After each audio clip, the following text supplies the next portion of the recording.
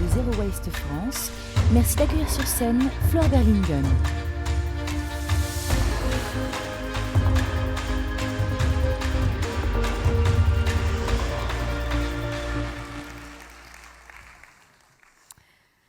Bonjour à toutes, bonjour à tous. Supersize Me, c'est le nom de ce documentaire qui date déjà d'il y a quelques années, presque 15 ans. Ce documentaire dans lequel l'auteur, le réalisateur, se mettait lui-même en scène. Il s'infligeait pendant un mois un régime 100% McDo, matin, midi, soir. Il avait pris tous ses repas chez McDo. Et pire, il avait, chaque fois qu'on le lui proposait, accepté l'option supersize, c'est-à-dire plus de frites, plus de hamburgers, version plus. Et cela au détriment de sa santé, puisqu'au bout de 20 jours à peu près, ses médecins lui conseillent d'arrêter sérieusement. Et il continue finalement. Et en fait, c'est pas moi qui ai choisi ce titre pour la présentation, ce sont les organisateurs de la MADI, mais j'ai trouvé ça génial parce que c'est un point de départ idéal à ce que je voulais partager avec vous aujourd'hui. Parce qu'en fait, ce film et cette option Supersize, c'est l'illustration parfaite de ces stratégies qui nous poussent à consommer plus et à consommer surtout au-delà de nos besoins, et même si c'est au détriment de notre santé, et même si c'est au détriment de l'environnement. Alors ces stratégies, vous les connaissez, vous les subissez peut-être vous ne les remarquez plus parce qu'en fait elles sont tellement omniprésentes dans notre quotidien qu'on n'y prête pas toujours attention. Elles ont pour but de relancer la consommation, de relancer des marchés qui arrivent à saturation, tout bêtement. Elles ont pour but de créer de nouveaux débouchés, d'une manière plus générale.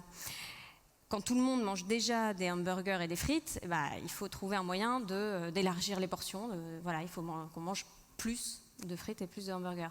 Quand tout le monde a déjà chez soi un grille-pain ou une bouilloire, alors qu'il n'y a pas une innovation technologique folle sur ces produits, on va les décliner en de différentes couleurs et puis on va insuffler l'idée qu'il faut les assortir avec son intérieur. Quand tout le monde a déjà une voiture ou deux ou trois, on va soutenir l'instauration d'une prime à la casse pour les renouveler. Quand tout le monde a déjà un smartphone, on ne sera peut-être pas très très actif dans la lutte contre l'obsolescence logicielle. Ces stratégies, elles nous obligent à aller au-delà de nos besoins, elles nous poussent à y aller. Et finalement, elles nous obligent à nager à contre-courant. Quand nous souhaitons faire un choix un petit peu plus responsable, on est obligé de nager à contre-courant. Et nager à contre-courant, tout simplement, ça demande beaucoup plus d'énergie. Et cette énergie, on préférerait l'utiliser à trouver des solutions, à mettre en place des choses qui vont avoir un impact positif. Parce que je crois que c'est aujourd'hui ce qu'on partage en tant qu'entrepreneur, innovateur, porteur de projet. Quand on a la passion de l'initiative, en fait, tout simplement, on a souvent envie d'avoir un impact positif sur la société. Et quand il faut utiliser toute l'énergie disponible à essayer de lutter contre la vague, c'est un petit peu compliqué.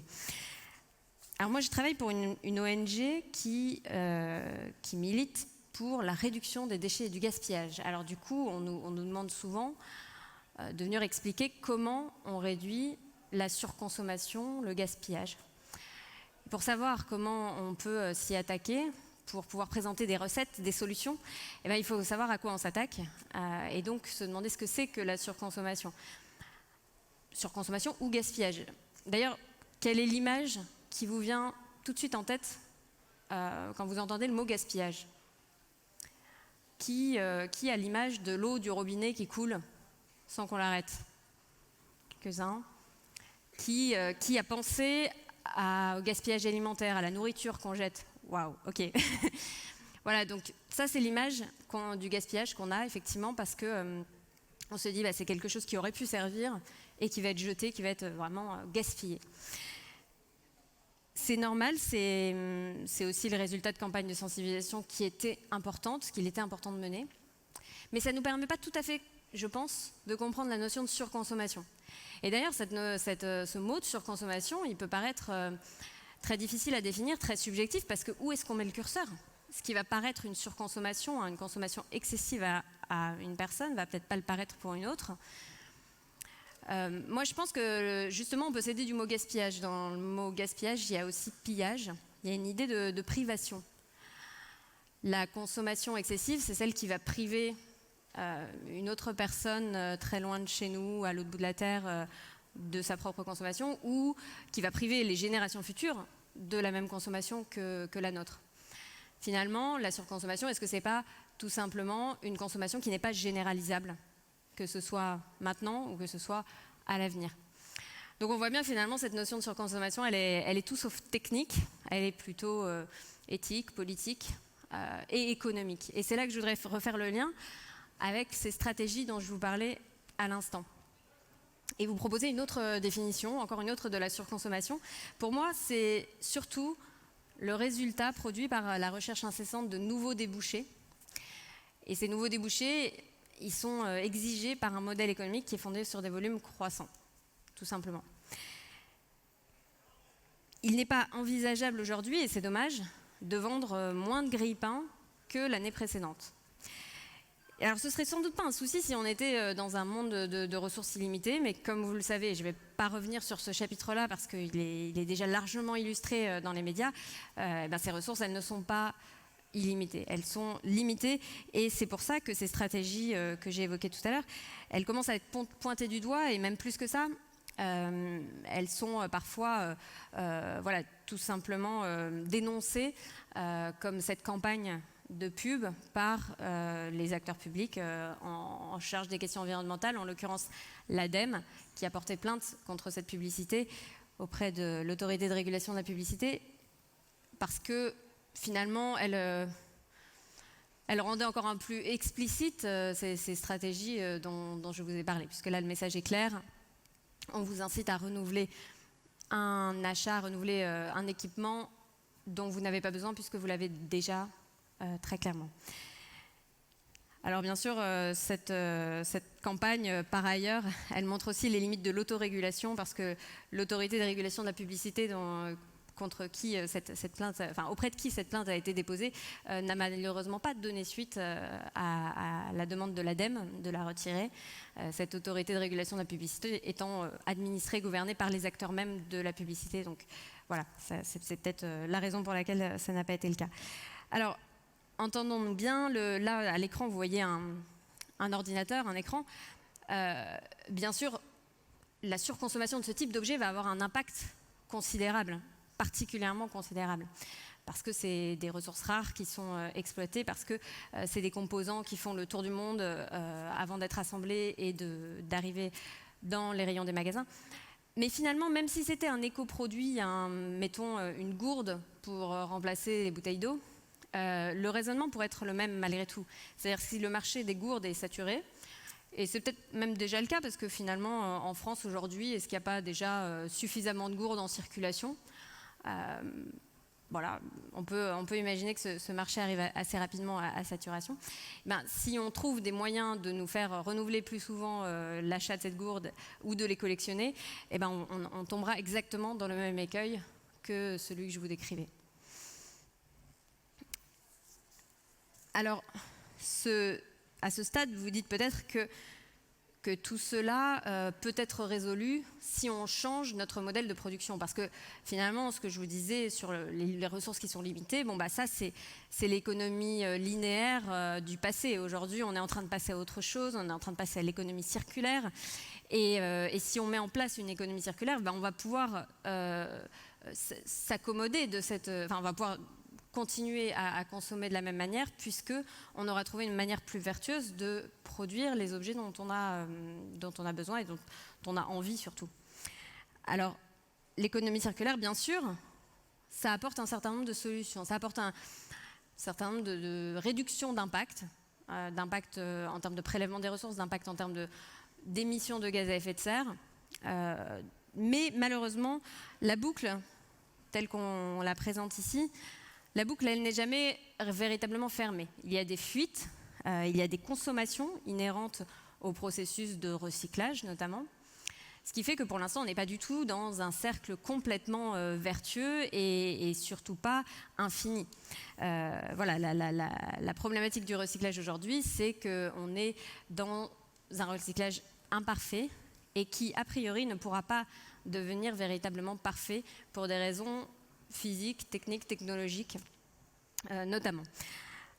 Alors, il y a une autre limite que je voudrais mettre en lumière aujourd'hui, c'est aussi finalement cette coexistence de l'économie circulaire et de toutes les entreprises qui la mettent en avant comme une solution, coexistence avec un fonctionnement sur des volumes croissants. Parce qu'il y a quand même une certaine contradiction, vous voyez, entre cette logique de boucle qu'on cherche à refermer le plus possible, on cherche à être dans un système sans fuite, idéalement, et puis l'idée de fonctionner sur des volumes croissants, puisque si on a des volumes croissants, on va augmenter les prélèvements de ressources de manière assez logique. Je vais prendre un exemple pour que ce soit peut-être plus concret.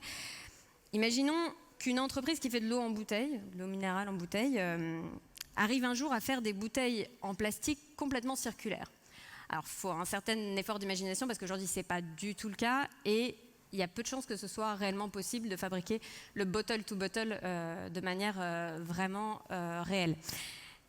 Mais bon, imaginons aussi qu'on mette de côté les autres impacts environnementaux de cette activité en termes de transport, etc. Donc imaginons, voilà, cette eau en bouteille, elle est totalement circulaire. Et bien, si l'entreprise en question, elle continue à avoir des marchés, des objectifs de croissance de ses volumes, on voit bien qu'elle va quand même continuer à prélever plus de ressources dans l'environnement et à produire aussi plus de déchets. Quelque chose qui corrobore cette contradiction, c'est une déclaration du lobby du plastique, lobby européen du plastique qui s'appelle Plastic Europe, il y a quelques jours, qui, dans un communiqué, alertait face à la multiplication des interdictions sur les objets en plastique, dont vous avez sans doute entendu parler. Il y en a beaucoup qui sont rentrés en vigueur le 1er janvier en France, par exemple. Alors, Plastic Europe dit, si on continue avec ces interdictions, on ne va plus avoir assez de plastique vierge pour faire du plastique recyclé. Alors moi, ça me laisse un peu songeuse parce que du coup, je me dis, déjà, d'une, il confirme qu'on n'est pas prêt de savoir recycler le plastique à l'infini parce que sinon, il ne serait pas inquiet. Et de deux, on voit la contradiction et l'hypocrisie même qu'il y a à défendre à la fois l'économie circulaire comme solution pour rendre leur industrie plus vertueuse et de tenir ces positions qui consistent à défendre une croissance de la production de plastique vierge. Du coup, ça c'était un schéma pour vous résumer un petit peu la situation concernant le plastique, mais il est un petit peu dur à lire à distance, donc je vais le passer rapidement. Parce que la conclusion à laquelle j'arrive, elle ne vous étonnera pas tellement, je pense, c'est qu'il faut changer de paradigme complètement et que less is more, plutôt que more and more, c'est le véritable challenge à relever. Et c'est quand même carrément plus compliqué, parce que ça veut dire qu'on ne va pas juste être dans une logique de substitution, c'est-à-dire remplacer un produit ou une offre ou un service problématique par un produit, une offre ou un service plus vertueux, plus compatible avec les enjeux environnementaux. Non, ça veut dire se poser la question parfois de sa taille limite. On parle beaucoup de masse critique ou de taille critique. Quand on est une start-up, je crois que c'est quand même une des réflexions qu'on a bien en tête. Mais je crois que l'entreprise véritablement responsable, qu'elle soit en création ou déjà bien installée, c'est peut-être celle qui se posera la question de sa taille limite. Ou en tout cas les deux. Et que dans certains cas, il faut peut-être accepter de dire que la seule progression possible, parce que progresser, ça reste notre objectif à tous, je crois, la seule progression possible, c'est de faire mieux et pas plus, tout simplement. Ça implique un certain nombre de choix. Alors je sais bien que choisir, c'est renoncer, donc que ça semble pas très très rigolo.